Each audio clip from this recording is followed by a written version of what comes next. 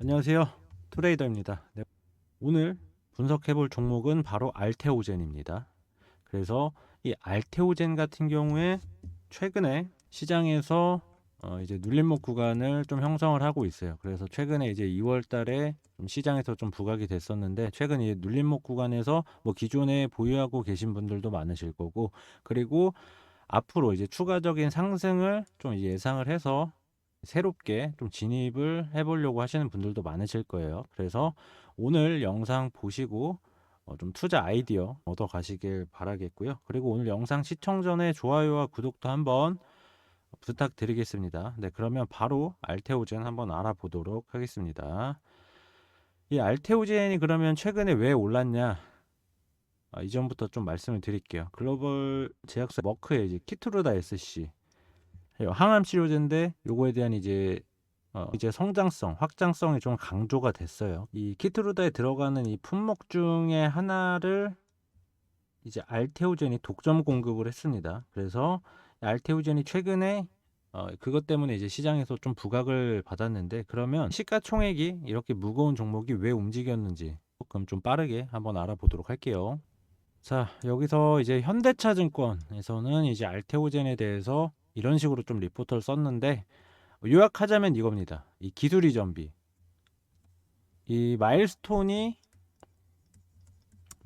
기술 이전비로 1.4조가 들어와요. 그리고 이 상업화 로열티에 대한 부분도 이제 향후 좀 이제 꾸준히 들어올 거다라는 부분이 아무래도 좀 이제 부각이 됐어요. 그리고 이 MSCI 지수가 이제 5월에 편입이 되는데, 세 종목 정도가 이제 현재 새롭게 이제 들어올 거라고 예상을 하고 있는데, 그 중에 하나가 바로 이제 알테오젠입니다. 그래서 바이오 업종 중에서는 알테오젠이 유일하고요, 현재.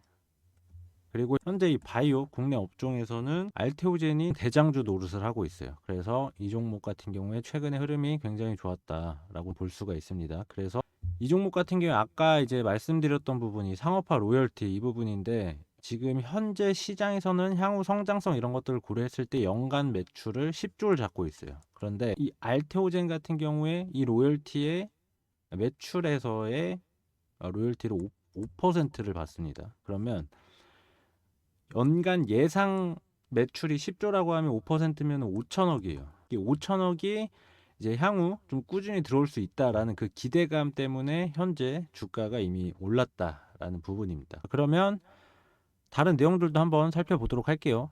그리고 이 바이오 업종 특성상 부진한 실적이 좀 개선될 수 있다라는 거예요. 이 알테오젠 같은 경우도 현재 시총이 9조에 육박하는데도 불구하고 현재 적자 기업이에요. 그런데 이 한 방으로 실적이 좀 크게 개선이 될 거다라는 이 기대감이 현재 있는 그런 상황입니다. 그래서 이 부분도 좀 중요한 그런 이제 모멘텀이다라고 좀 볼 수가 있겠고요. 자, 그러면 다른 측면에서도 한번 알아보도록 할게요. 자, 그래서 제가 이제 이 알테오젠이라는 이 기업에 대해서 좀 한 가지 좀 우려스러운 부분은 뭐냐면, 첫 번째로는 이제 바이오 업종이라는 거예요. 이 바이오 업종 특성상 아무래도 이런 기대감이 먼저 선반영하고 이후에 좀 이제 크게 하락하는 그런 경우들이 상당히 많았다라는 겁니다. 그래서 업종 자체의 과거의 이런 데이터들을 봤을 때 이 바이오 업종이 상당히 변동성이 좀 크기 때문에 이 점을 주의를 해야 된다라는 부분이고요. 지금 현재 알테오젠의 이 파이프라인인데, 이 시가총액 대비해서 현재 파이프라인 개수가 상당히 적습니다. 현재 지금 가지고 있는 거는 5개인데, 국내에만 하더라도 파이프라인을 이거보다 더 많이 가지고 있는 기업들이 상당히 많아요. 이제 글로벌 제약사들 보면은 뭐 물론 이제 이 알테오젠이랑은 아무래도 규모 자체가 다르긴 하지만 파이프라인을 막 수백 개 가지고 있는 종목도 많아요.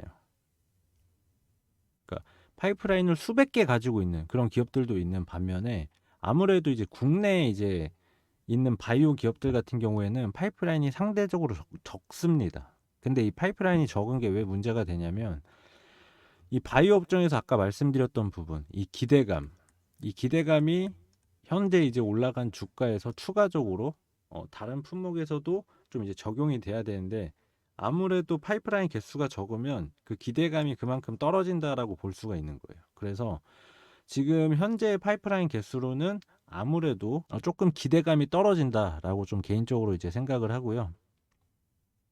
그래서 이런 추가적인 그런 빅파마들과의 계약, 뭐 머크 외에도 뭐 화이자가 될 수도 있고, 아니면 뭐 다른 글로벌 빅파마들과 추가적인 계약이나 이런 모멘텀이 필요한데, 아무래도 그럴 가능성이 좀 떨어진다라고 좀 볼 수가 있겠습니다. 네, 그래서 재료적인 부분은 그냥 짧게 이렇게 좀 설명드리고요. 그러면 차트로 넘어가서 한번 다시 설명드려 보도록 할게요. 이 알테오젠 같은 경우에 최근에 아까 말씀드렸던 것처럼 2월 달에 한번 이제 시세를 한번 크게 올려놨어요. 그리고 이후에 현재 박스권 흐름 보이고 있죠. 네, 그래서 이 알테오젠의 추가 방향성이 어떻게 될 건가에 대해서 한번 이제 알아보도록 할게요. 먼저 그러면 수급부터 한번 보도록 할게요. 자, 이 종목 같은 경우에 최근에 외국인들이 좀 이제 많이 빠지는 그런 이제 흐름을 보이고 있어요. 순매수가 과거에 비해서 상당히 줄고 있는 그런 흐름을 보이고 있고, 그리고 이 종목 같은 경우에는 개인이 많이 들어왔습니다. 최근에는 이제 순매도를 했는데 개인이 좀 많이 들어왔고, 그리고 뭐 기관 같은 경우에도 최근에 좀 이제 들어오긴 했지만 전체적으로는 순매도 하는 그런 방향으로 가고 있다라고 말씀드릴 수 있을 것 같아요. 자, 그래서 이제 알테오젠 같은 경우에 최근에 융자 잔고는 2.14%입니다. 보통 이렇게 시세가 나고 나서 이런 눌림목 구간에서는 아무래도 신용 잔고가 좀 높아지는 그런 경향이 있는데, 이 종목 같은 경우에는 그렇게 신용 잔고가 높진 않아요. 그래서 부담스러운 수준은 아니다라고 좀 볼 수가 있겠고요. 자, 그리고 아까 말씀드렸던 부분, 이제 올해 기준으로 말씀드릴게요. 올해 기준으로 수급 같은 경우에는 최근에 외국인이 이제 4월 달부터 해가지고 좀 이제 순매수가 꺾이면서 순매도로 이제 전향을 하고 있다라고 좀 볼 수가 있고, 최근에 기관 같은 경우도 꾸준히 이제 순매도를 하면서 현재 주체는 아무래도 이제 개인이다라고 좀 볼 수가 있겠네요. 자, 그러면 이제 알테오젠의 이 방향성이 이제 궁금하실 거예요. 그러면 우리가 이 방향성에 대해서 한번 알아보도록 할게요. 현재 이 종목 같은 경우에 최근에 뭐 거래 대금은 꾸준히 나오고 있어요. 그런데 아까 말씀드렸던 것처럼 이 16만 원 부근에서 이제 저점 구간을 지키고 현재 박스권을 만든 상황입니다. 그러니까 여전히 좀 기대감은 이어지고 있다라는 부분인데, 그러면 이제 향후 방향성에 대해서 봤을 때 우리는 가장 먼저 첫 번째로 단기적으로 봤을 때 어떤 이벤트가 있어요? 아까 말씀드렸던 MSCI 이 편입 이슈가 있습니다. 그래서 이 알테오젠 같은 경우에 이 MSCI 이후에 과연 방향성이 상방으로 갈 거냐 하방으로 갈 거냐라는 부분이에요. 근데 아까 말씀드렸던 그 재료적인 측면 있죠. 이런 것들. 그러니까 결국에 이 종목에 대한 이 알테오젠에 대한 이런 추가적인 이런 프리미엄을 줄 것인가, 아니면 패시브 자금이 들어왔을 때, 이 패시브 자금이 들어왔을 때 이거에 대한 좀 긍정적인 영향으로 이제 같이 올라갈 거냐, 혹은 이제 패시브 자금이 빠지면서 이제 개별적인 앞대보다는 전체적인 흐름에 따라서 좀 이제 그런 악영향을 받을 거냐라는 부분을 우리가 생각을 해 봐야 되는 거고요. 그리고 이제 추가적으로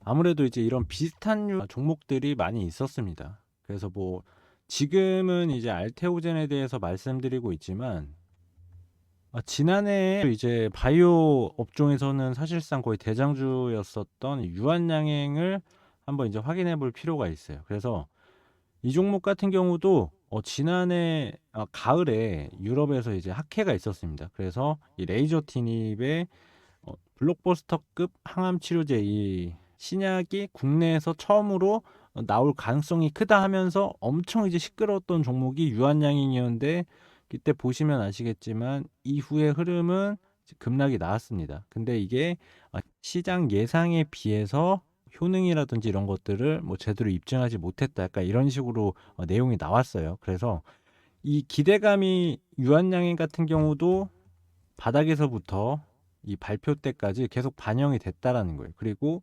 이후에 재료가 이제 소멸이 되면서 뭐 결과도 뭐 안 좋긴 했지만 이 종목 같은 경우에 결과가 뭐 완전히 실패냐? 그건 아니었거든요. 완전한 실패는 아니었는데 그럼에도 불구하고 기대감이 크게 반영이 되어서 이때 일정이 끝남과 동시에 좀 하락을 했어요. 그래서 유한양행이라는 종목이 있었고요.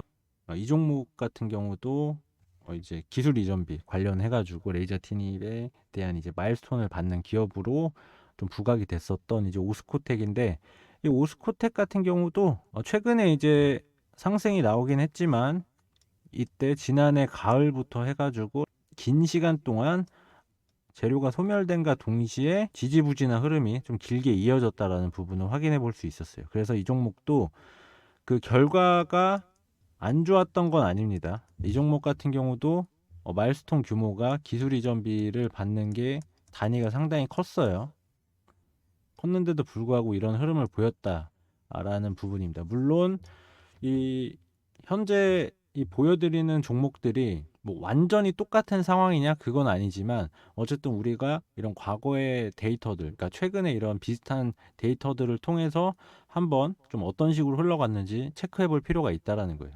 그래서 이 바이오 종목들은 아무래도 좀 조심을 해야 된다라고 좀 말씀드릴 수 있겠습니다. 자, 그래서 이제 알테오젠 같은 경우에는 현재까지는 추세는 나쁘진 않아요. 괜찮아요. 그런데 최근에 이제 메이저 수급이 전체적인 흐름은 좀 빠지고 있다라는 부분, 이 부분을 좀 주의 깊게 봐야 될 것 같아요. 완전히 순매도로 돌아선 건 아니지만 아무래도 현재 시장에서는 AI 관련 업종 그쪽으로 이제 좀 집중되는 경향이 있기 때문에, 그래서 바이오 업종 같은 경우에는 뭐 향후 또 뭐 일정에 따라서는 아무래도 이제 추가적인 하락 가능성도 조금 봐야 된다. 하지만 이 박스권 하단 구간에서 타점이 나왔을 때는 한번 또 단기적인 관점에서는 들어가 볼 법하다라는 부분을 좀 말씀드려보고 싶습니다. 그래서 이후에 반등이 나왔을 때 이제 정고점 구간을 확실하게 이제 뚫어주면서 가는가. 그러니까 결국에 이 알테오젠에 대한 프리미엄이 붙으면서 추가적인 상승이 나올 것인가, 이 부분을 우리가 한번 체크를 해 봐야 되겠습니다. 그래서 오늘 알테오젠 분석 영상은 여기서 마무리하도록 하겠습니다. 감사합니다.